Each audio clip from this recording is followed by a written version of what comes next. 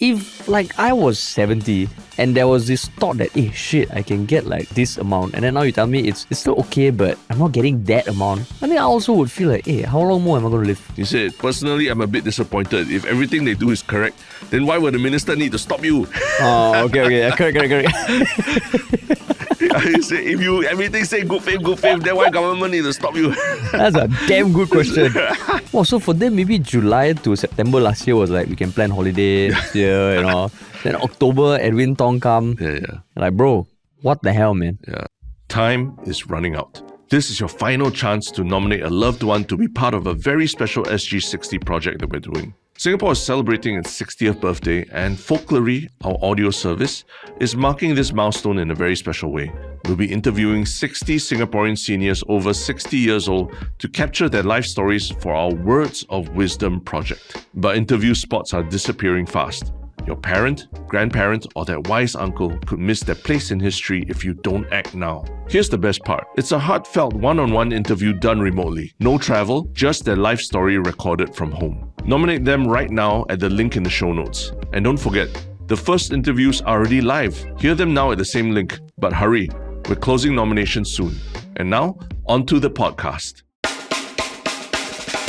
What's up, everybody? Welcome to another episode of Yala, your thrice weekly podcast where we talk about the hottest news with a touch of what, Terence? Good old humor. Good old humor, man. How's the week, man? Yeah, it's been pretty interesting because this is the first time I felt in a long time, the feeling of going to work every single day at a fixed time you start and then you clock off at a certain time, right? The first time in many years that I felt it, and that's because we're performing every evening at the Happy Ever Laughter show, and we have to report at a certain time. The show starts at a certain time, ends by generally the same time. Kind of wear a uniform to work. So you feel this is a throwback to your corporate life? No. I mean, it's not so much about the corporate life, it's just the regularity of doing it, right? Where by a certain time you just need to report somewhere and be there. But you don't feel like our podcast 3 times a week is kind of like that, right? But we come in and I mean, it really depends a lot on what's being discussed and how our brains are processing it and all that. So I feel like that one still depends a lot on the brain up here. But that, a physical performance requires your body to be there at a certain time, to hit a certain cue, to follow, work as part of a team and everything and do that. So I think it's a bit different from what we do where, we are largely, we control the pacing and the creative of everything, right? Yeah. I mean, for me, it's like the complete opposite of what I remember of the corporate world, because we are still doing our day jobs right now, but at night we got this thing. So to me, this feels like a performer, like an artist. Day we, do all this kind of stuff, but at night go perform. Yeah. It's a nice feeling also. It's a nice feeling, but it's damn tiring. And I always feel like, but you perform that tiring, man. You just, but I think that the fatigue comes from just, getting into the mindset, and I mean, we're not seasoned performers. We've been performing for years, right? Yeah. So after every night, I'm tired but wired. So it's a interesting experience, lah. Yeah, and no matter how many times you do it, there's always a little bit of nerves before you go out there, right? Yeah. I mean, and for us also, this is our first Happy Ever Laughter, so big nerves, and never a moment where I feel okay, just dial it in, right? Yeah, I know the other comedians also, because I've asked all of them at different points, do you still feel nerves? They say, of course, feel nerves. I know Fazri, he said before he goes on, he often blanks out. Yeah. And to me, that sounds ridiculous. But then he goes on the stage and then he gets into the groove and everything comes back. I see. So I mean, we still got how many? 3 more shows? 3 more shows. 3 more shows. The great thing is a lot of listeners have actually come for the shows already and enjoyed it a lot. And we know that because, I mean, when we come out, there's the nice cheer. Yeah. So to everyone who came, thank you so much. To everyone who's coming, thank you so much. And it's going to be a fun time. Time. But the news cycle carries on. Yeah. Before we do that, what do we have to tell people? That if you're new or old to the podcast, if you enjoy these long form episodes, we also put out, vertical extracts and shorter form content, pictures, Insta stories on our social media. So you can follow us on Instagram, TikTok, Reddit, where it's as bustling as ever. That's always great. All the links are in the show notes. And if you want to work with us, email us at contact@ministryoffunny.com or just check out ministryoffunny.com. Awesome. Yeah. All right, cool. So today is 25th June. Yesterday, 24th June, the latest chapter in a long saga happened. And that is the shareholders meeting for the NTUC Income shareholders. Yeah. Where a big part of it was focused on the scuppered income Allianz deal that fell through last year. And I mean, I guess we haven't been able to find the exact transcript of what was discussed. We're just basing it off what was reported in the news Yeah. and some, off the cuff interviews with the shareholders, because media apparently were not invited. That's right. So, I mean, did you even know this was happening? No, but there was a little bit of I think there was news that the NTUC, the income chairperson, was stepping down. That was a couple of weeks ago. Yeah, June 9th. I think I read somewhere that was in anticipation of this AGM that they're going to have sometime this month. Yeah, and that was Ronald Ong, who is the chairman, who still, I think, chaired this meeting, but he will be stepping down to take on a bigger role in NTUC Enterprise, or NE. So basically, I mean, they kind of explained a bit more about what happened. And even before that, the day before, the MAS themselves on 23rd June put out a release in response to Tan Swee Chia's 3 open letters. Tan Swee Chia, the former CEO of NTUC Income, I think from 2007 to 2013, he was very vocal about his concerns around this deal, and he wrote 3 open letters addressed to the MAS, the chairman of MAS, Deputy Prime Minister and Minister for Trade and Industry Gan Kim Yong. Between a few months last year. We even had him on our podcast where he gave a lot more details on why he felt strongly against the deal. Yeah. And they went on to kind of debunk certain points that he put out. And I mean, okay, just to recap this whole thing about NTUC Income and Allianz. Yeah. I'll try and summarize. But basically, NTUC Income was corporatized in 2020. So it moved from a social enterprise to a full-blown corporate. It was given certain one allowance by the government to carry over certain capital resources and not return it to the social enterprises of Singapore, which generally cooperatives do. Then in July last year, there was a bid by Allianz to buy a 51% stake. And after a lot of discussions in Parliament, they were talking about the merits of it. There was some details that were sent to MCCY, and on October 14th, Tong Tong, previous minister of MCCY, came in and announced that the government is blocking the deal because they were made aware that $2 billion worth of capital within NTUC Income would be dispersed to shareholders within the next 3 years, which was part of the plan. So it was a bit weird because they got an exception to carry this over from a social enterprise to a corporation. But then now, after being having been bought out, like a majority stake bought out, they were going to give that to the shareholders, which felt like contradictory to what they promised when they were given the exception. So, I mean, that's generally there. What other details important to note? I mean, and subsequently, there were people who came forward to oppose the deal, right? People who used to head up NTUC Income, like Tan Swee Chia, Tan Kin Lian, and even Professor Tommy Koh also, right? And they framed the discussion very much as NTUC Income's the social mission of income insurance was being looked over, right? So there was quite an emotional reaction from people who were observing. And even in the most recent election, it became an issue, a talking point, because of Tan Swee Chia's open letters. But the fact that Ng Chee Meng and Gan Kim Yong were, Ng Chee Meng obviously being the head of NTUC, right? And Gan Kim Yong as the head of MAS during that period, right? So that also was being questioned, right, by the open letters in Tan Swee Chia. So it has its reverberations beyond just income insurance shareholders and all. And even from the time between July and October, there were many questions in Parliament because it was revealed that what MAS approved was the financial prudence of this deal. Yeah. And I think they were made aware quite late that there was this plan to have the capital extraction happen, but they thought it would be good to pass the info to MCCY. And MCCY found out very late that this was going to happen, and then they blocked it. So I think a lot of questions, especially from Leong Man Wai and He Ting Ru, were about how was this approved in the first place, or how did the process go? Because it feels like the ministries are not talking to each other. And also, one circumstance of this deal being blocked was they had to amend the constitution to allow MCCY to have a say in deals involving cooperatives, which was rushed through Parliament because of this. Because they needed to do that to allow MCCY to block the bill. So I think He Ting Ru's point was that this is a bit weird. You're forcing us to rush through a bill, and I think they abstained from the vote. But the bill was passed, and the deal was blocked. So the deal, that means the bill was passed, right? Bill was passed, the deal was blocked. So I know during G 2025, Ng Chee Meng, he himself said that there will be a review that's being done, and we need to learn to do better and stuff like that. Of course, there was a lot of backlash towards that.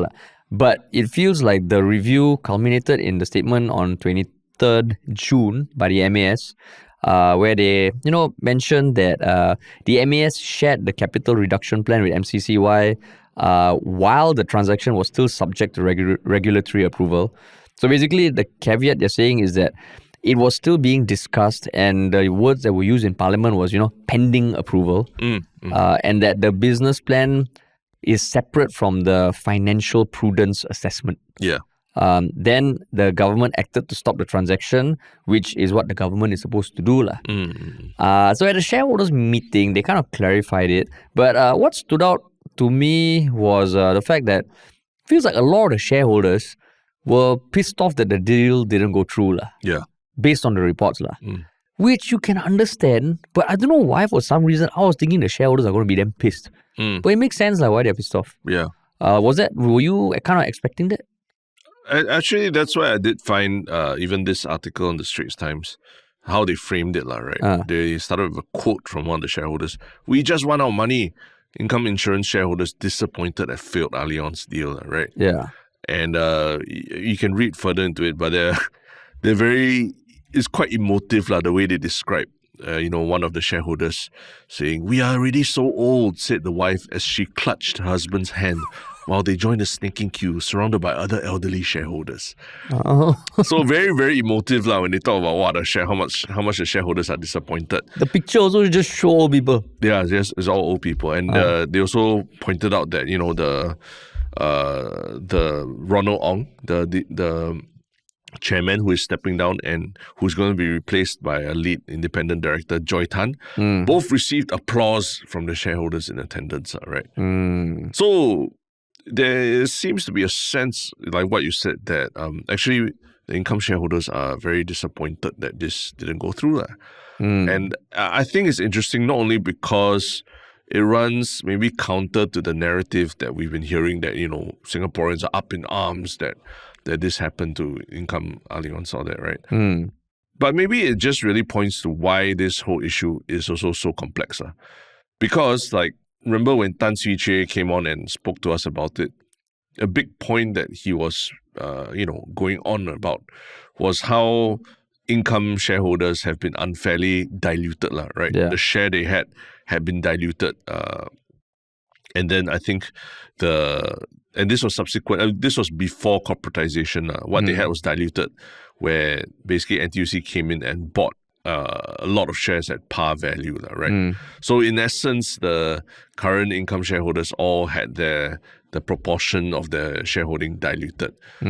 And I think Tan Swee Chee was saying that this is something that's really unfair, and if you're an income shareholder, you would be unhappy, right? But what we're seeing here is that there are shareholders who, I don't think even the dilution of what they own is a big deal. The bigger deal is that they're not able to cash out on a pretty good price for their shares, right? So it just comes down to who is really unhappy about this deal, right? And who is actually supporting this deal? Because if it sounds like, if it's painted that the income insurance shareholders were actually supportive of the deal, right? And they're old people who are clutching hands, standing in queue outside, then what have we done, as a people to deny these old people of their retirement windfall, right? Yeah. I mean, it might just be if you're a shareholder, you're unhappy. If you're not shareholder, if you shareholder, you're unhappy the deal didn't go through. You're not shareholder, you happy the deal going to go through. Yeah. Because the thing is, if you go on Reddit, right, which I would imagine skews younger, probably the NTUC shareholders all are not on Reddit. A lot of them are fucking scolding these people, no? Yeah. Saying, hey, that couple, right, apparently they have 7,300 shares, and at par value, that's 73,000. Yeah. But if they were able to sell it at like $40, which was what I think was estimated to be the share price when it's returned to the shareholders, they will get like 300,000. Yeah. People are saying, hey, you shut up. You get all these dividends the past 20 years. Now you can get 73,000. You want 300,000. This is why the older generation is screwing up the country for the younger generation. And there was a lot of that. Yeah. Then I was like, I mean, if like I was 70 and there was this thought that, hey, shit, I can get like this amount. And then now you tell me it's still okay, but I'm not getting that amount. I think I also would feel like, hey, how long more am I going to live? Yeah. Yeah. So I don't blame the people who feel that way. But yeah, the way it's reported, I also read this, I was thinking, shit, if my mama is there waiting at 4 p.m. Some more Star Vista is not aircon, right? Yeah. It is. No, but the waiting outside. Oh, outside, yeah. Yeah, sweating, then just old people, maybe some people like just standing there. Quite sad lah. Correct, yeah. And this article serves to reinforce that feeling, right? That Yeah. very, very cham, these people. Yeah. But I mean, to that point about, the people on Reddit who are criticizing these old people for, like, not, for being upset that they didn't get a bigger windfall, right? Yeah.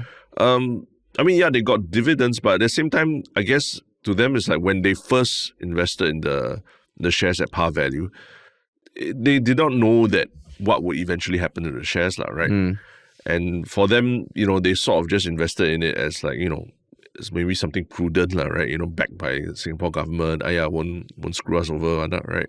But they did park some money in those shares, right? And if there is a chance to get a windfall for their loyalty and their continued faith in NTUC Income, right? Yeah. And there's a reward at the end of the tunnel, at the end of the rainbow, right? They would be upset that they did not get it. Yeah. And I understand that perspective, right? It's not that it's not like they forced through the corporatization or whatnot, right? Yeah. But they were expecting, for a short while expecting a windfall from everything. Yeah. And I can understand that frustration from there. But the part I think people also are upset is that there didn't seem to be more answers about what actually happened in the whole decision process within the NTUC Central Committee and everything, right? Yeah. Other than more reiterations that they did everything in good faith and just didn't know of all these things and it wasn't yet approved and all that, But right? you think the people at the meeting cared about that? That's the thing, That's the thing is the people in the meeting expressly, we just want our money. That's what they wanted, right? Yeah. And that's the main thing on their mind when they enter this meeting. Yeah, which I guess, I mean, last year, I know when we recorded a podcast, both of us were damn pissed. I think the more we read, the more we're like, how the hell does this happen? But when I speak to other people who don't run a podcast talking about news, they're like, I mean, if it needs to be acquired, okay lah, what's wrong with that? Yeah. So then it feels like, are you not getting it? So I can imagine these people, like if I were to tell my uncle or auntie who's not like in their 70s or 80s, hey, do you know your shares were diluted? Yeah. They'd be like, what the hell are you talking about? Yeah.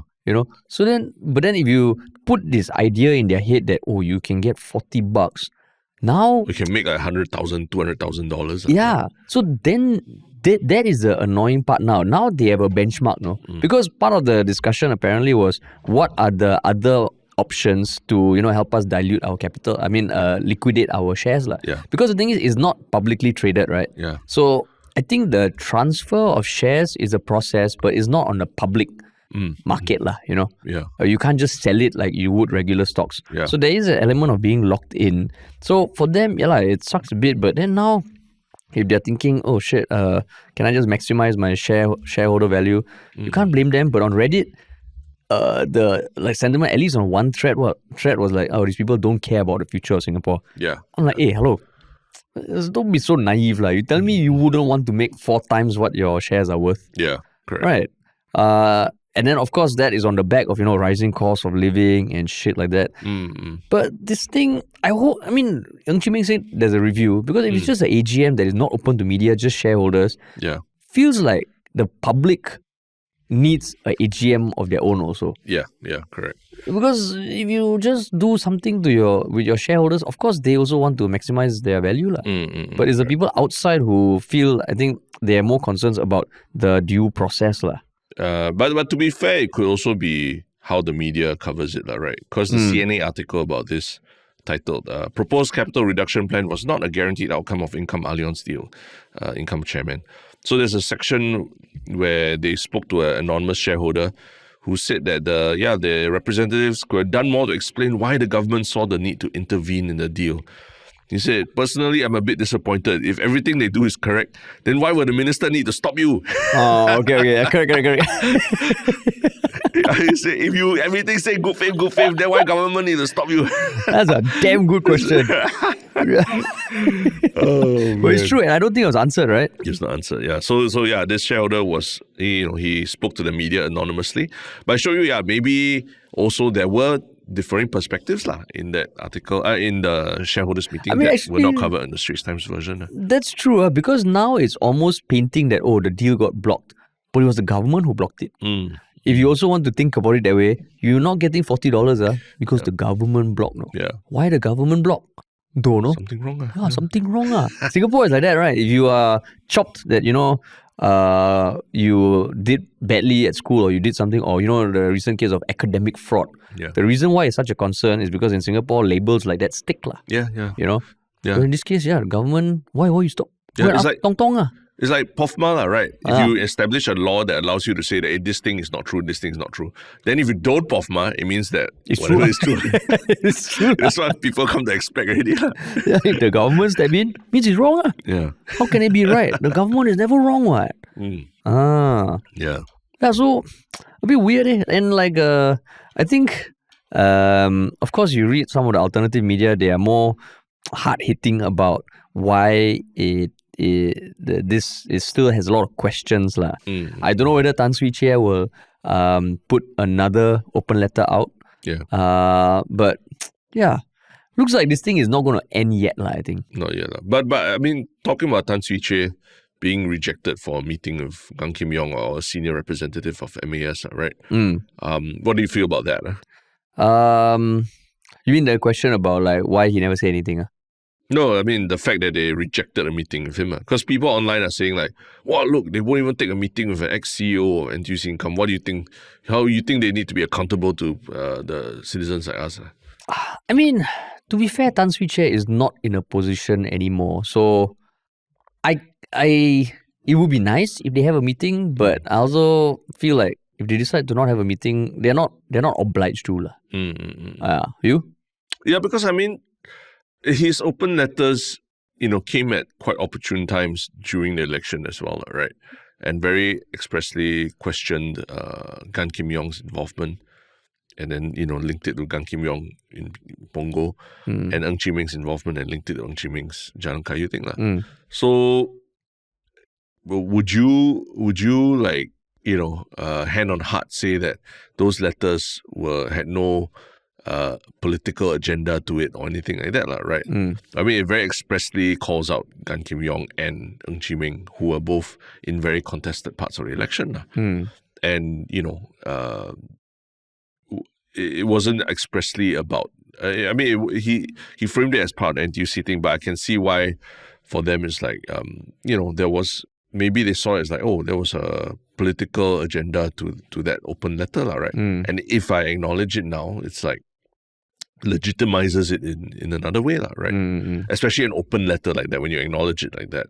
So if there needs to be more discussions that need to take place, maybe if you are a representative of NTUC or MAS, you wouldn't want it to be so public, right? Yeah. You would rather have it be not reported in the media, or not as a direct response to an open letter kind of thing. But then, so were you surprised when you saw the MAS statement that it's comments by the MAS in response to Mr. Tan Swee Chair? There was an official statement on the website. I mean, I just feel that, like if they do meet with him, it kind of legitimizes a lot of what is said in the open letter already, right? But doesn't this statement already legitimize it? I was surprised that I would imagine they would put this out saying, certain concerns that have been raised. The moment you point it towards an open letter means that, open letter got weight lah. Which I was surprised by. That they kind of acknowledged and really were on the nose, which, I think it's a good thing, but I was surprised that they were, because to me, this legitimizes the open letter enough lah. But the rejection of a meeting is not a good look also lah, right? Yeah. Maybe what it could have been is to just keep it as like, this is the response, right? But you can't also, I think you have to reject the meeting request lah, right? Yeah. I think that one no choice lah. Like what you say, they don't have to because that he's not in some official capacity of anything, right? Yeah. But the moment you reject the meeting request, it's not a good look lah. Because let's say when I was single, right? I asked Mila Kunis out. Yeah. Right.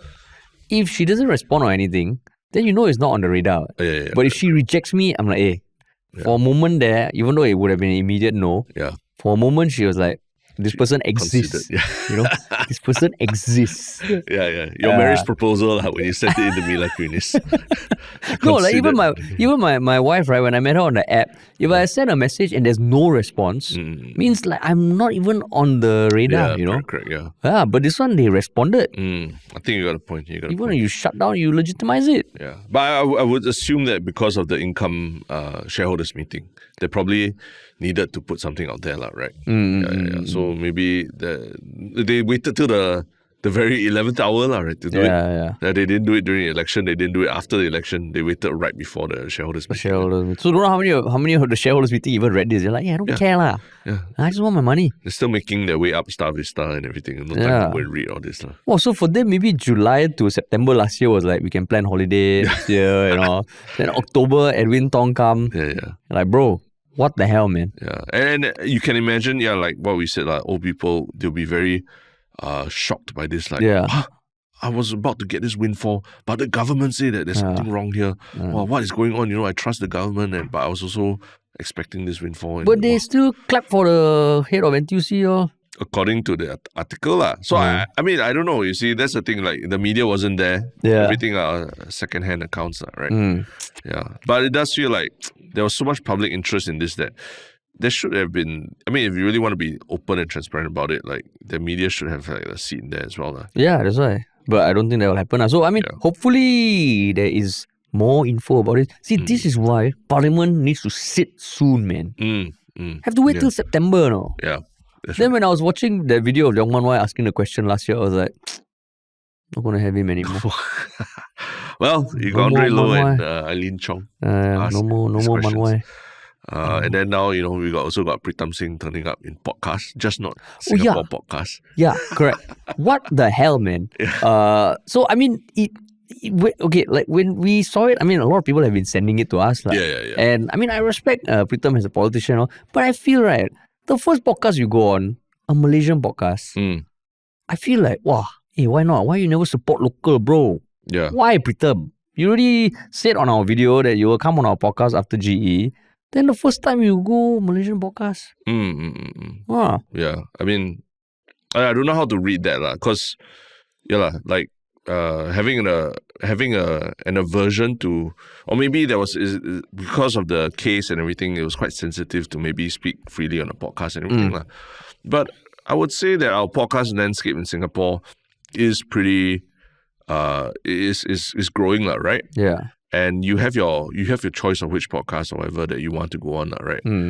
But to bypass all of them first and then just go straight to Malaysia and do it, just a bit strange, strange decision. And I mean, even without considering the content of the podcast, because from what I've heard, it's a good podcast, the podcast, they are quite big and reputable.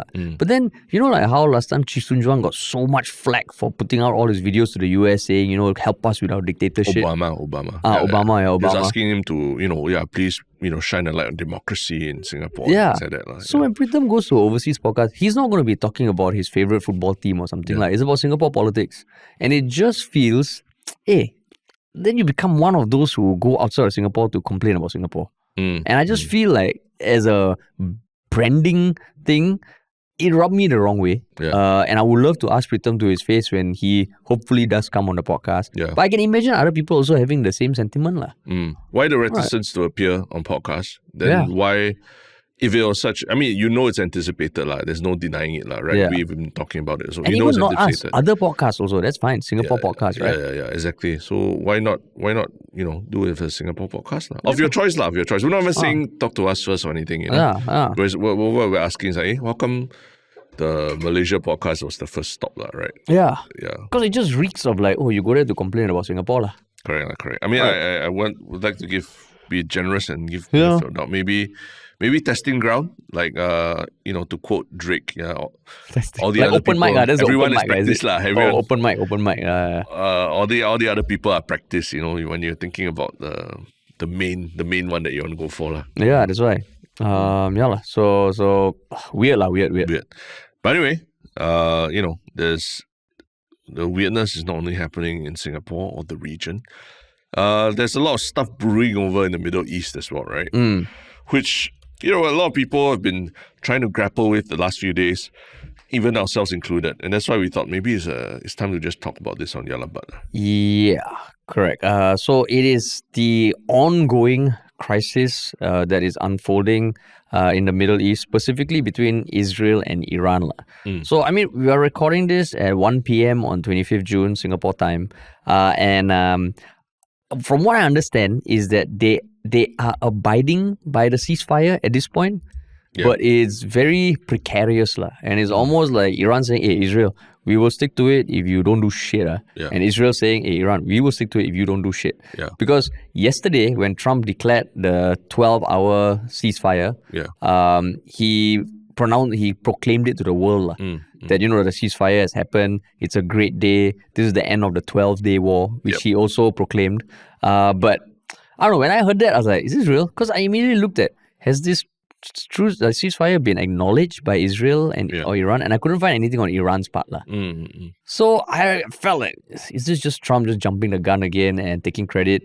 And true enough, I think an hour later, Israel bombed first. I think Iran apparently one missile. One missile. Hit Israel, Then Israel went all out. Right. Then it just escalated. Yeah. To the point that Trump swore on the news last night. I think in what do you call a doorstop interview before getting on Air Force One. Correct. What do you call a doorstop interview outside a plane? I don't know. But he just said that they don't know what the fuck they're doing. Correct. And he said, "Do you understand?" And he walked off. So those people who complain about us using vulgarities, go and comment. You go say you're the leader of the free world is using vulgarities. We're just quoting him. That's all. Correct. So I mean, okay. I think what has been confusing is maybe like how the hell did it reach this point, and like, did you know much about the Israel-Iran tension? I mean, we know there's always tension. Right. But the thing that led up to June 13th. I mean, we all know that there's tension, and Iran, Israel, Iran is like the axis, right, of a lot of the movements that are against Israel, like Hezbollah and Hamas and all as well, right? So there's a lot of tension between the countries, decades of conflict and everything, right? But I think one thing that a lot of people were very shocked by, or at least were discussing, was this so-called strike by the US, right? Was it even legal by any terms, right? Whether internationally legal, or was it even legal for the US president to order such a strike on, another country in a conflict that, supposedly it was not going to get into and all that, right?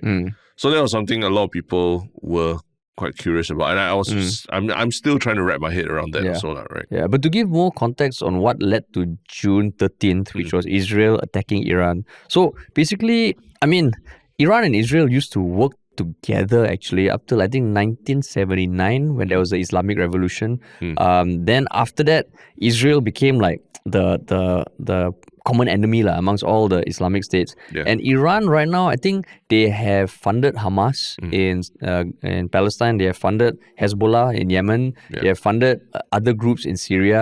And Israel is like in the middle. And then, the supreme leader now, he's been in power for 36 years, I think. And I mean, even though they say they have a fatwa against developing nuclear weapons, I think it was in the 80s where they started their nuclear program. Yeah. And there's always been this tension. So in 2015, Obama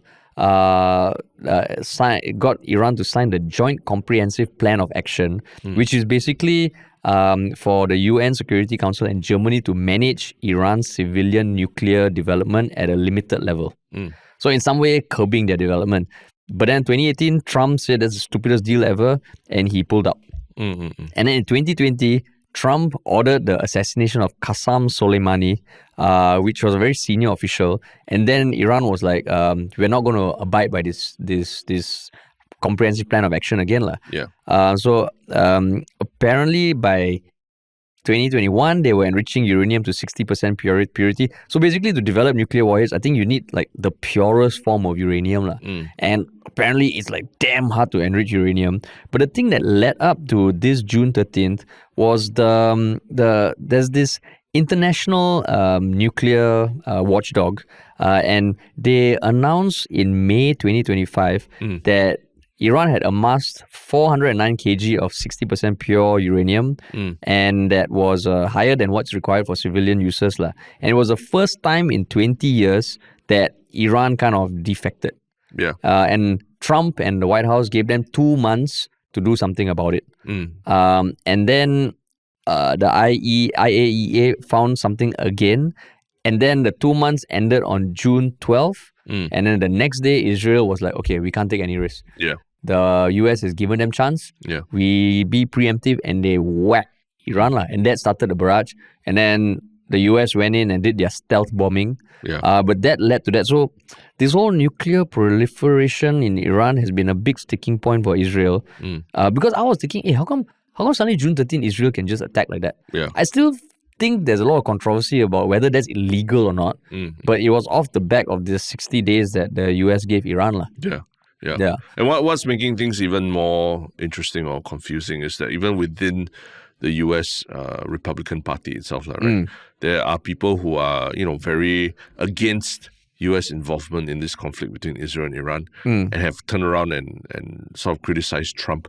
Used to be people who used to be very pro-MAGA supporters have turned around and criticized Trump for, dragging the US into a conflict that it doesn't want to be part of. That's because I think Trump campaigned on, no more wars, no more getting these big conflicts for the US, right? So this seems to be the direct opposite of that. Like, in fact, it's almost more emphatically getting directly involved in something, right? Even beyond like Russia, Ukraine, where they were giving weapons to the Ukrainians. This one is like they are directly executing the bombings themselves. Right? And I mean, if you hear the way the US executed the bombings, right? Because you hear that 3 nuclear facilities were bombed. I think about 100+ aircraft were involved. There was a decoy. It was the longest B-2 bomber mission. And the B-2 bomber is this super stealth thing that cannot be detected. And they just went, I think submarines launched missiles first, then the other aircraft put like holes in the ground, then the bombers just delivered the bombs, and they just no troops on the ground and just came back and returned. And it's damn scary. And apparently those bunker busting bombs, only the US has. So, I mean, if Trump wanted to show that, we're the US, don't fuck with us, that's damn scary. Damn scary, It's damn scary. But then, at the same time, like, where the hell does this leave us at this point? A lot of people have been saying this is going to be a start of World War III. Who knows, man? Who knows? But Singaporeans have started to be evacuated, right, from Iran. I think there was one Singaporean guy who was in Doha visiting his grandchild, and he saw missiles that were going towards the US military base in Qatar. It's nuts. It's quite crazy. I mean, but just referencing what you're saying earlier, the military operation was quite staggering, quite something. The US military. And you watch the brief about it, and they talk about how they flew 2 decoys on that direction of the world, and then the other planes flew in the opposite direction to avoid surveillance. No comms, no comms. The whole time they cannot have comms. Like 18-hour flight, right, or something.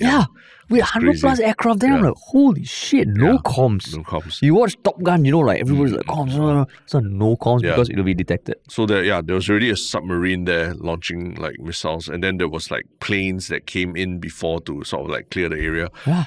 And the bunker buster bombs themselves, the size of it is crazy. These are 30,000 pound So bombs. about 15,000 kilograms of that. Yeah, they need to be carried by the B2. Only the B2, that particular B2 bomber can carry it.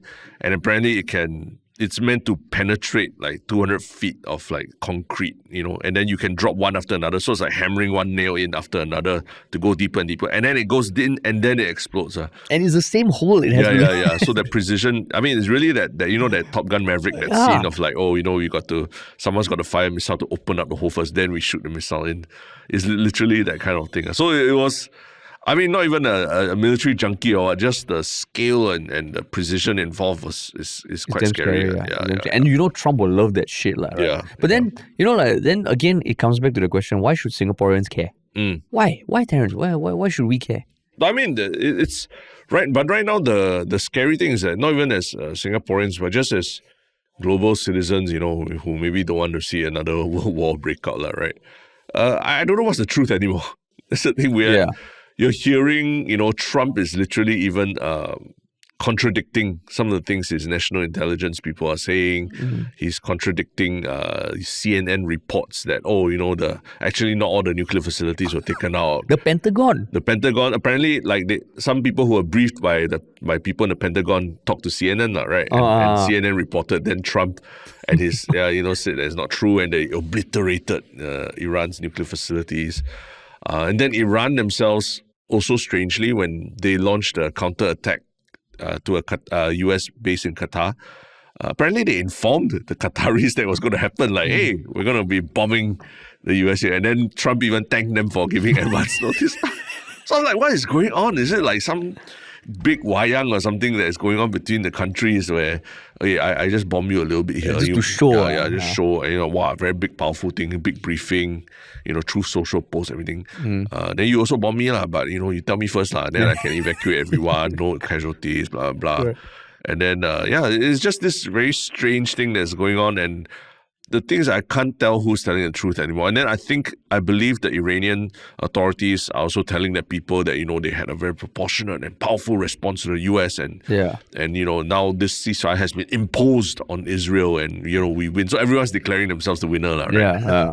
So it's just this strange dance going on that, it's just, everyone's just confused. Because if you listen to interviews with Iranians on the ground, right? I mean, some of them said, they say, I was born in the 80s and my whole life has been conflict. Yeah. My whole life has been war. If you look at pictures of Iran in the 60s and 70s, right, it looked like a European country, Yeah. So they say they're conflict. And while they don't like the current regime, they want it to change. They don't want it to be so extreme. Having Israel just preemptively bomb them and then the US come in, then they're saying we can't just sit quiet, right? Yeah. So in some way we want a retaliation.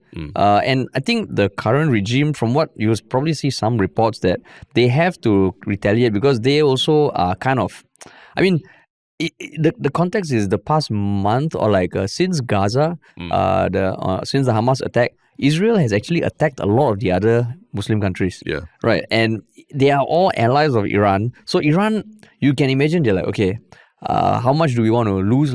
Yeah. In some way it's uniting the countries, but I mean, Israel and the US, their army stuff is damn power, right? Yeah. So for Iran, that's why maybe they have to be like, okay, I don't want to waste too many missiles. Yeah. I just need to show. Yeah. You help me out, bro. Help me out, bro.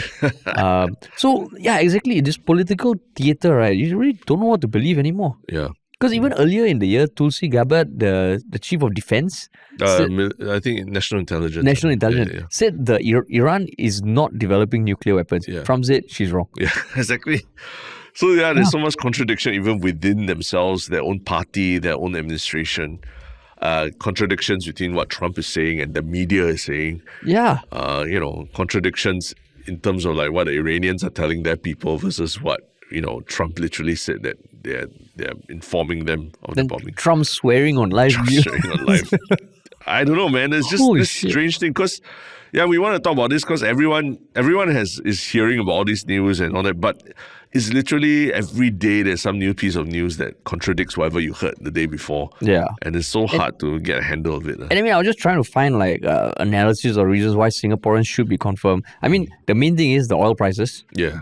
That might fluctuate, which will affect everyone. Yeah. Then, of course, the stock markets. Yeah. And all that. Then, apparently, previously when Israel or people have sided with antagonizers of Iran, Yeah. apparently Iran has a very strong cyber warfare division. Mm. And there have been attacks around Asia whenever people voice out, they're supporting the US or Israel. Yeah. Then, of course, trade around the Middle East. And if the US gets involved, who knows what China and Russia are going to do? Yeah. Right? Yeah. And then if they get involved, then Singapore is again like, hey, come on lah, guys. Who do I side with now? Storm is coming. Storm. Changed world.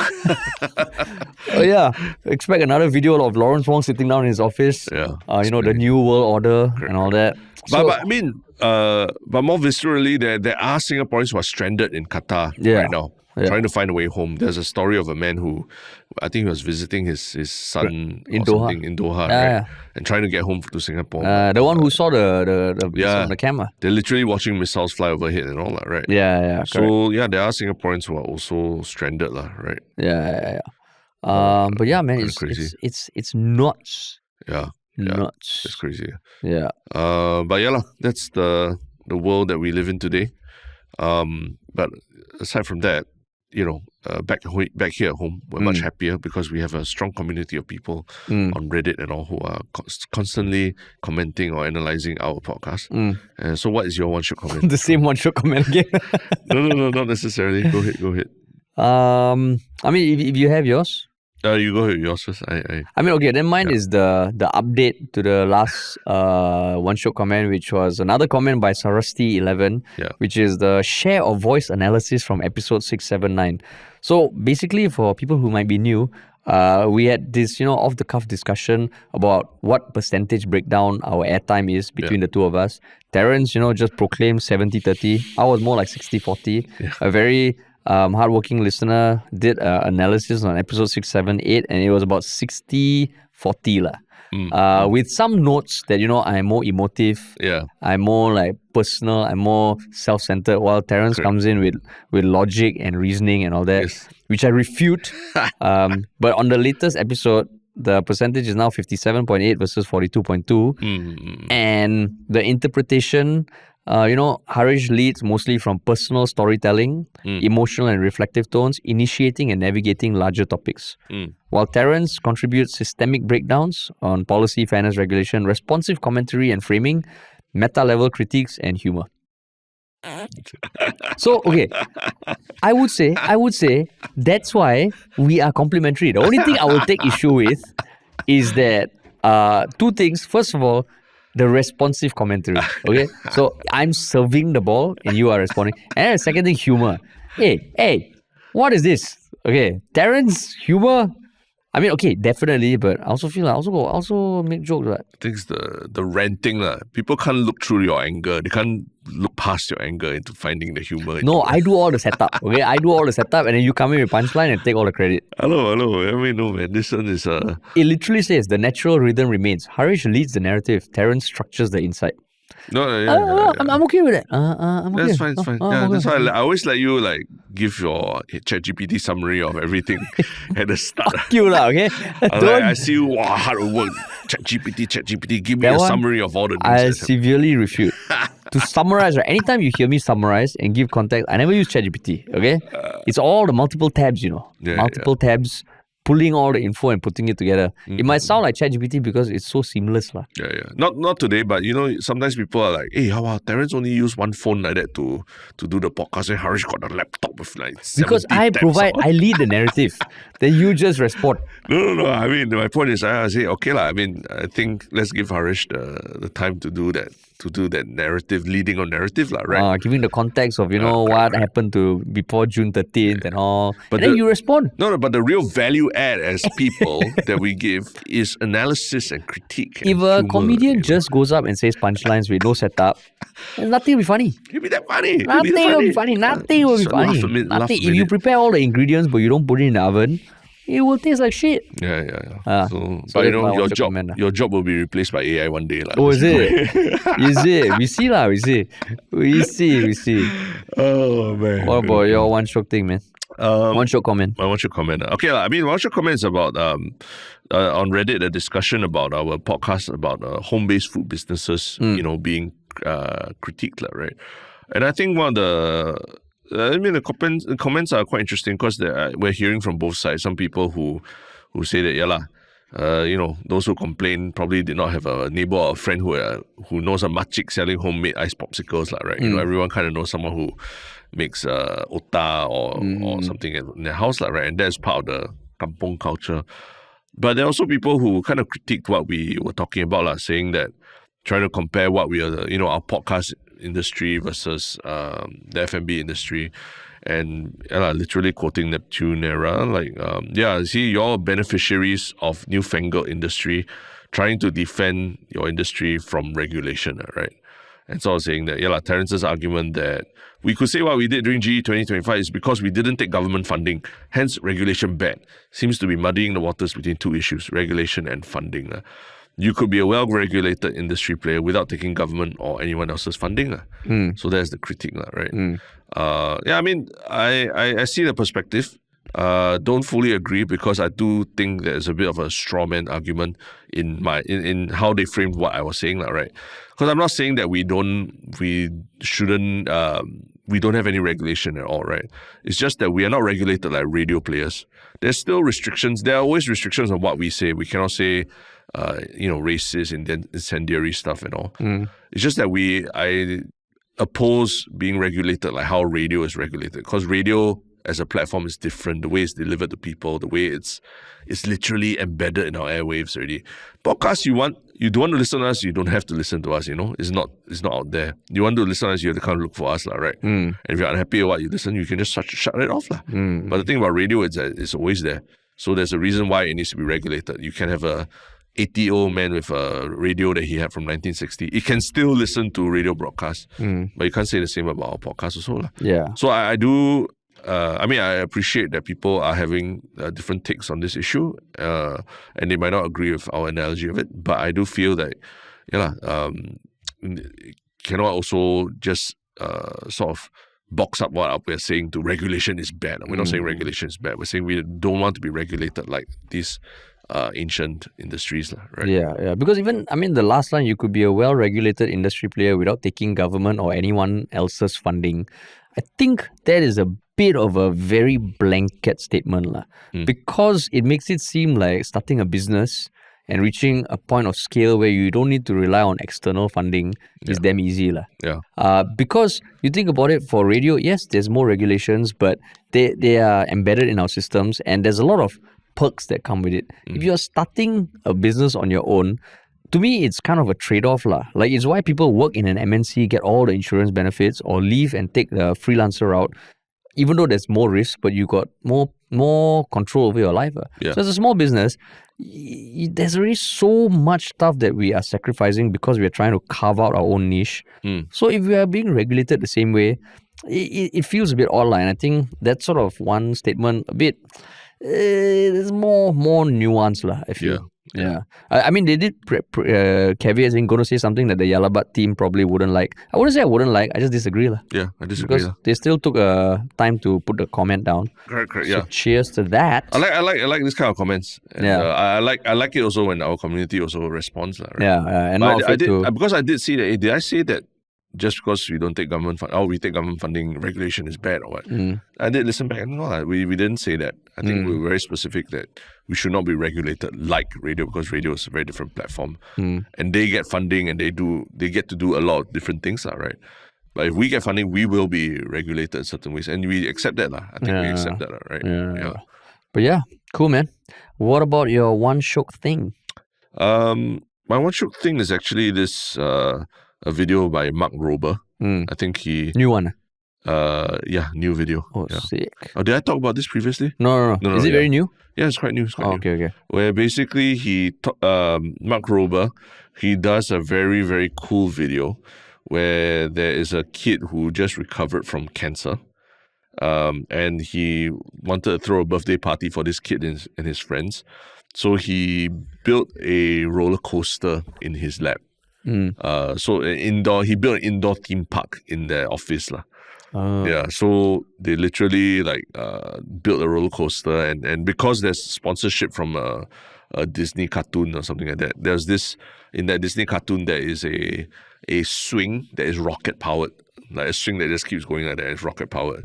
And he went through the whole process of building a swing that you can stand on, and then 2 rockets just throw you 360 degrees in the air. So it's pretty crazy, how he shows the setup, and they used artificial snow to build a snow slope inside his office. So yeah, it's just a very nice thing, and it's sponsored content, but at the end of it, you walk away like, wow, that was a nice feeling. Wow, solid. Yeah. Mark Rober, man. One video every month, right? Essentially.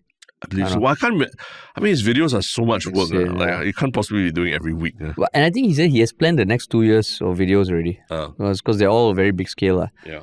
My one Shiok Thing is a new series by this YouTuber called Ryan Trahan, who went viral in 2022 because he did this 30-day series of surviving on 1 cent a day in the US. In the US. And that blew up. I mean, now he has 20 million subscribers, but 2 weeks ago, he started this thing called I Visited 50 States in 50 Days. And every day, he just makes a video about a different state. And he's also raising money along the way. So he's raised almost 1 million already. I think that was a goal, but then now he's made the goal 2 million. And every video is getting a lot of traction. And why I like this is because, after the GE bus, where in some way we were doing Singapore in 8 days. Right?